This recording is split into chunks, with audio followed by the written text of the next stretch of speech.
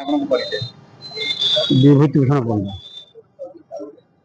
କଣ କହିବେ ଯୋଉ 10,000 ଟଙ୍କା ଲାଞ୍ଚ ନେଉଥିବା ସମୟରେ ଭିଜିଲାନ୍ସ ଜାଲରେ ଧରା ପଡିଲେ ଏଇ ଅଶୋକ ମାଡ୍ରାସ।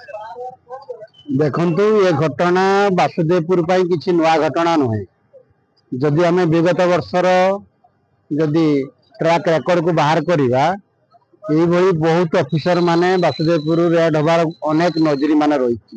ମୁଁ କହୁନାହିଁ ଯେ କେବଳ ଭଦ୍ରକ ଡିଷ୍ଟ୍ରିକ୍ଟରେ ଯେ ବାସୁଦେବପୁର ବ୍ଲକରେ ଯେ ଦୁର୍ନୀତି ହେଉଛି ବା ସେମାନେ ଯେ ଅଫିସର ମାନେ ରେଡ୍ ହେଉଛନ୍ତି, କିନ୍ତୁ ନିଶ୍ଚିତ ଭାବରେ ଯଦି ଓଡ଼ିଶା ଭିତରେ ଯଦି ଆମେ ଷ୍ଟାଟିଷ୍ଟିକାଲ ସର୍ଭେ ରିପୋର୍ଟ ଯଦି ବି ନବା ବି ବାସୁଦେବପୁର ସ୍ଥାନ ନିଶ୍ଚିତ ଭାବରେ ଲାଞ୍ଚ ଅଫିସର ମାନଙ୍କ ଭିତରେ ହିଁ ଏକ ଭଲ ସ୍ଥାନ ଅଧିକାର କରିବ ବୋଲି ମଧ୍ୟ ସମସ୍ତଙ୍କର ଜନମାନ ବିଦିତ।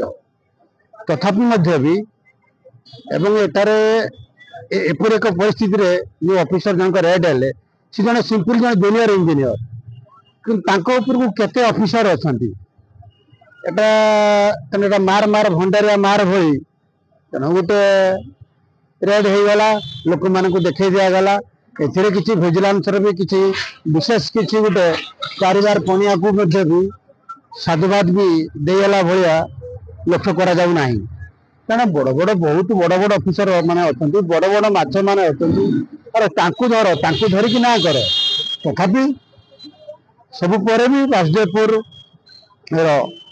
ଏଥିପାଇଁ ନେତୃତ୍ୱ ମାନଙ୍କ ପ୍ରତି ତଥା ଅଫିସର ତଥା ବୁଦ୍ଧିଜୀବୀ ମାନଙ୍କ ପ୍ରତି ମଧ୍ୟ ଏହା ଏକ ଲଜ୍ଜା ବୋଲି ମଧ୍ୟ କହିଲେ ବି ଅତ୍ୟୁକ୍ତି ହେବ ନାହିଁ। ଏବଂ ଶେଷରେ ବାସୁଦେବପୁର ଅଧିବାସୀ ମାନେ ହିଁ ନିଶ୍ଚିତ ଭାବରେ ଯେ ଅଧିକ ସଚେତନ, ସେଟାକୁ ହିଁ ଆମକୁ ମାନିବାକୁ ପଡ଼ିବ। କାରଣ ବାସୁଦେବପୁର ଅଧିବାସୀ ମାନଙ୍କର କର୍ତ୍ତୃତ୍ୱକୁ ବର୍ତ୍ତମାନ ଗ୍ରହଣ କରାଯାଇ ପାରୁନାହିଁ। କାରଣ ସେଥିରେ ରାଜନୈତିକ ଅସ୍ଥିରତା, ରାଜନୈତିକ ଗୋଷ୍ଠୀ କନ୍ଦଳ, ତା ସହିତ ଅଫିସର ମାନଙ୍କର ମନମାନି ଏର ଶିକାର ହେଉଛନ୍ତି ବାସୁଦେବପୁରର ସାଧାରଣ ଜନତା, ଯାହାକି ବଡ଼ ଦୁଃଖର ଏବଂ ଦୁର୍ଭାଗ୍ୟଜନକ ବିଷୟ। ରାସ୍ତା କାମର ବିଲ୍ କରେଇଦେବାକୁ ନେଇକି ପଇସା ନେଇଛନ୍ତି।